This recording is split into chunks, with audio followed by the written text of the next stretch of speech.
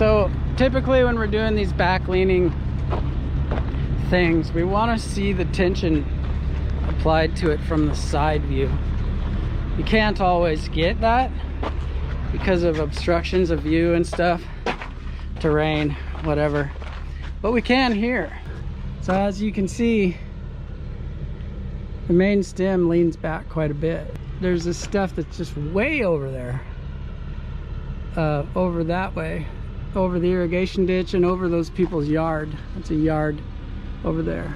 But then we got some helpers. That's why we didn't go nuts on cutting that off, and we just cut the sides off. So now we're going to tension a little bit. And then I always feel the static tension on the line. I like feel it with my hand, because for years I've pulled things over and I kind of have an idea what it should feel like. Yeah, give it some more. Okay. So we're going over this front one, but it's got a marl on it, a half hitch, and then it goes through the back one and is butt tied down there. There is a little bit of mechanical advantage going on, but that's a marl out there. Is that details? Is that good? Is that what somebody wants to see? So now we have to put a face cut in it, and then, well, we make the back cut. We just kind of watch the tree, watch the kerf, watch the top, and we see what kind of command we have. See if it's sitting back on the bar. See if it's moving forward. And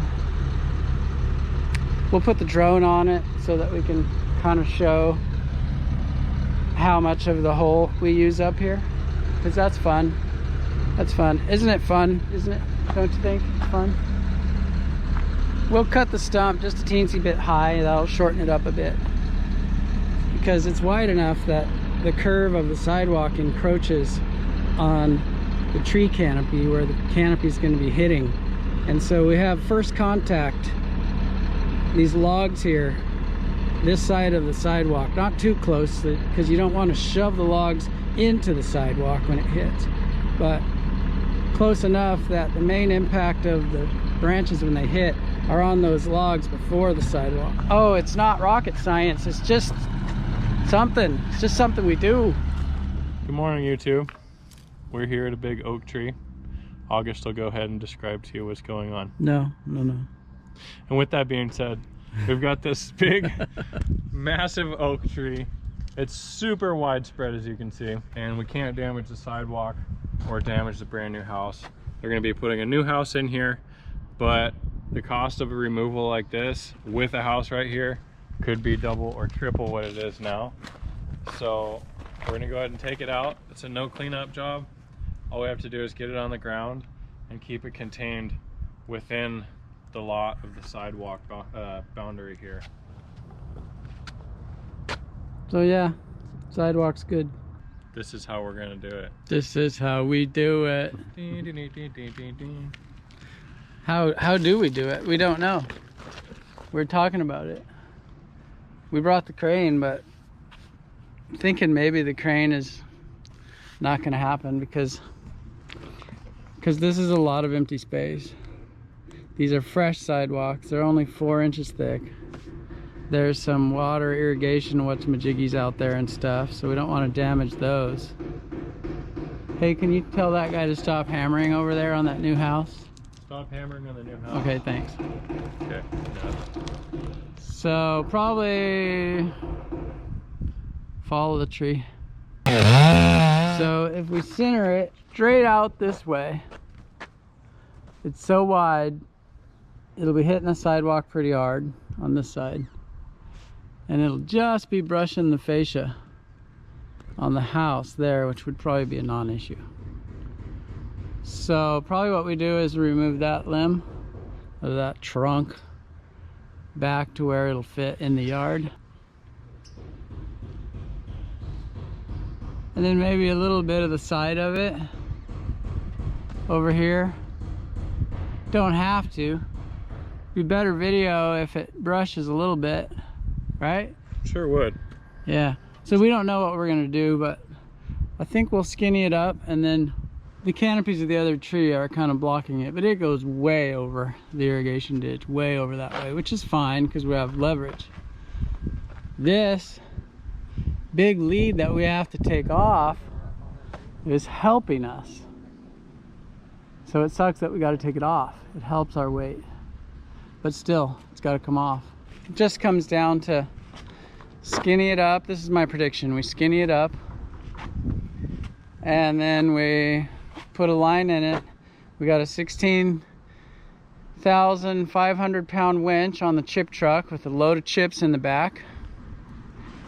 And we put a bunch of tension on it, and we crank this puppy over against its will, against its lane, and against its future. Okay, YouTube audience, viewers that I love, here's what we decided to do. We already have a crane sitting here, so we'll use it. We didn't need it maybe, but we can just gently set down this one whole side, and then we can not have to fight the overhang with the bucket truck. You know, we'll just pick it and set it down gentle right here. And there's Jeff coming with the bucket truck, and we'll skinny up the other side. We don't have to. Like if a bear was chasing me, I could fall this right now and probably have no damage. But it's a no cleanup job, and it's kind of nice to not rush around and just do whatever you know you have to do to be safe, or to be to not have drama. That doesn't mean that if it was a cleanup job we would start cutting corners. Just saying, we are going to not rush around. We're gonna have some fun. There was a meal had right here, a tasty meal, non-vegan. Damien says, we look up at him and his face is covered in blood and feathers. Oh, that's funny. I can hear the YouTube critics now saying, you got all that room, you don't need all that fancy equipment. Well, guess what? We drove here with some of it, so we'll go ahead and use some of it. And the critics can make a video and show me how they do it. And I probably won't watch actually, but yeah, we're doing it this way because we want to right now, and this is America. And we're gonna get this done just right, right? Yep, that's right. That's right. I wonder if it's...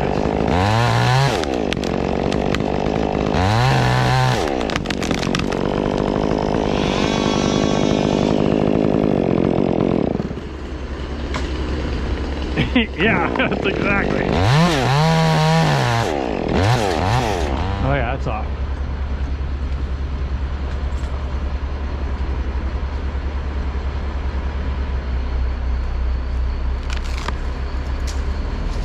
Dude! So let me know if you'd like me to cut it or hook the slings up any smoother next time. Okay, I'll let you know. Nice and gentle.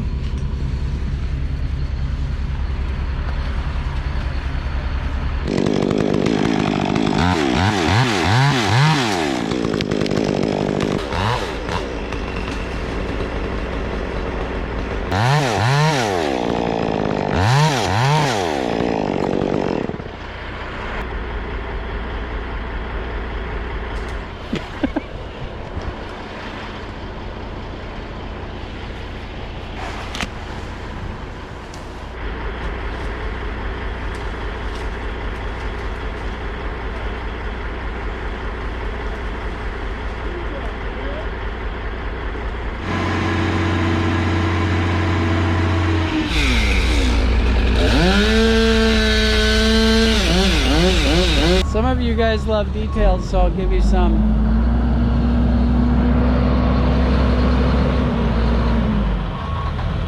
So this bucket truck is kind of a backup, just a little bit of help for the real puller, which is this.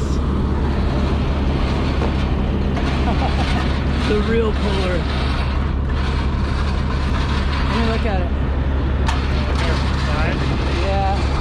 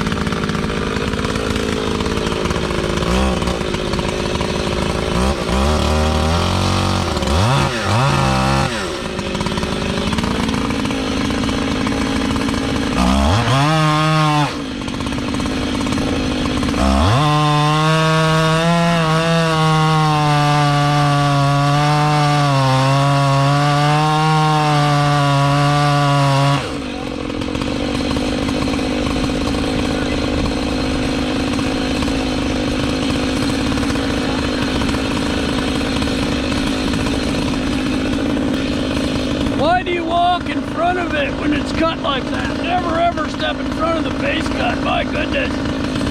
It's still back leaning really hard. Super hard, okay? Cut's starting to open a little, which means we have full command, okay?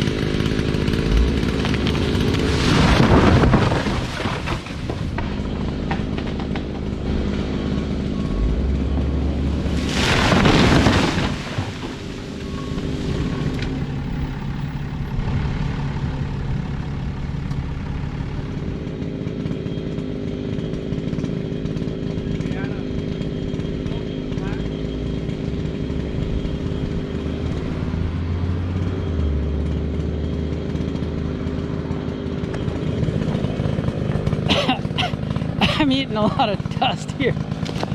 Those guys got it worse out there. Those little tips that we cut off would have been brushing by the fascia.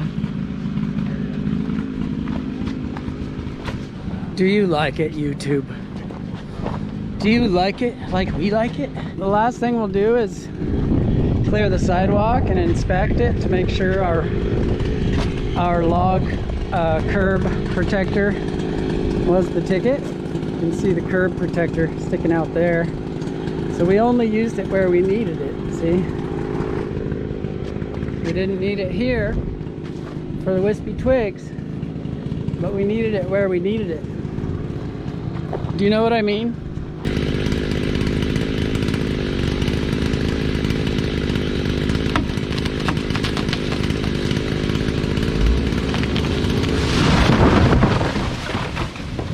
I think we ate up the whole lot here. Indeed. What are you doing, August? So, Or first off, Jeff, where's the leaf blower? Your house. Oh, watch out, watch out. that guy's really stoned. Okay, so here's the thing. How many guys have girls, gals, and pets, etc. have done this thing where they forgot their blower and they needed to blow off the sidewalk somehow? So all you need is a jacket or a shirt or something. See? See? This is a Bear Valley jacket. It's really a nice one actually, but it doesn't, sawdust and stuff doesn't stick to it very good, which is good. So then you put it on the rake and you zip it up like that.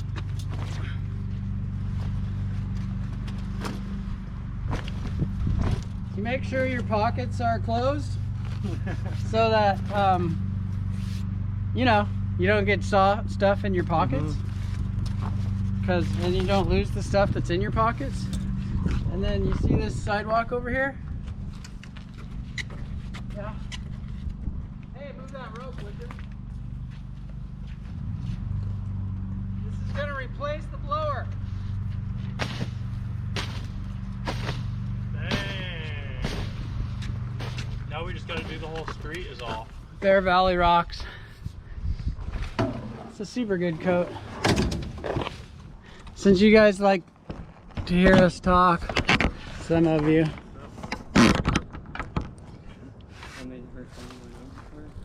Some of the haters on YouTube, the ones that critique my work, they'll say, why was the notch so deep? You don't make a deep notch in a back leaner. So see how deep the notch is? Well, listen to this. Listen to this logic, since you need to know this. And tell me, the true pros will already kind of understand this. But when you have a bunch of back weight, you don't go pulling a leaner over. If you have a bunch of back weight, you don't pull a massive leaner over without total command of it, right? Yep.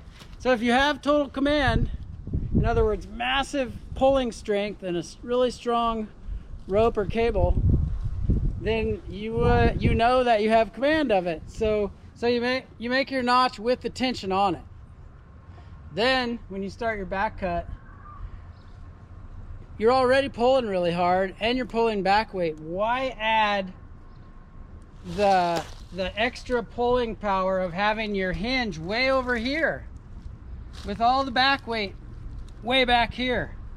Why do that? So when you move the hinge this way, you don't have to pull as hard. You already have command, but you don't have to pull as hard to get it to tip. It's easier on everything. And so it's not just like You're getting closer to center. Right? yeah, you move the tipping point back when you do that. So I wouldn't suggest that everybody just runs out and deep notches everything. They shouldn't. But you should know when to do it, and you should have everything else in place. Yeah, because it could either end in victory the way it did, or it could end in tragedy if you don't realize that you're just making a back cut going deep into a face without, you know, good command and stuff. So what he's saying is if you didn't have massive pulling power or you had weak ropes, then you wouldn't even try, because you don't have enough to do it. You even have less ability to do it if you add the hinge point being too far forward on top of it, or add too much hinge. See, this is not a massive hinge. We wanted it a little thicker on this side because the weight of the tree was over here toward the house. I got it where I wanted it. Left a little bit on the far corner, then walked away from it and pulled it over. And then we knew we were depending completely 100% on ropes. So if you're planning on slamming a bunch of wedges in from the back and deep notching, you might not leave enough room for all your wedging space. And it's super hard to wedge a tree over when you have a fence right behind it. Yeah, when the sights were, well, the sights looked like they were like 3 or 4 feet off to the left when we originally wanted to gun at a certain point, you know, 3-4 feet off to the right. So when we started looking at it, it looked kind of sketchy. But August knew and had the feeling from cutting enough that his sights were lying to him, and he knew exactly where his sights truly were. Yeah, by looking at the saw. So It looks like the 88 with the cannon bar, the sights are off, and so I had to go by gut on the face cut. And yeah, you want to make sure your sights are good before you just use them all the time for important stuff. Especially on like something big or something that's leaning like this, and Yeah. it's gonna fall like that and not right into the hole where you're kind of compensating for the lean. Yeah. Anyway, it's super important to know your saw, or to know your job, I guess. Yeah. It's time to know some Dutch bros. Yeah. We'll buy coffee for you today, August. We'll buy coffee for YouTube today, Damien Yeah. says. Yep. Get ready, YouTube. Here comes the good stuff. Bye now. Introduce yourself. Dakota with Cahoot Tree Service. Love your videos, August. Have a good one, man. Yeah, see ya. Cool tree guy YouTube watchers.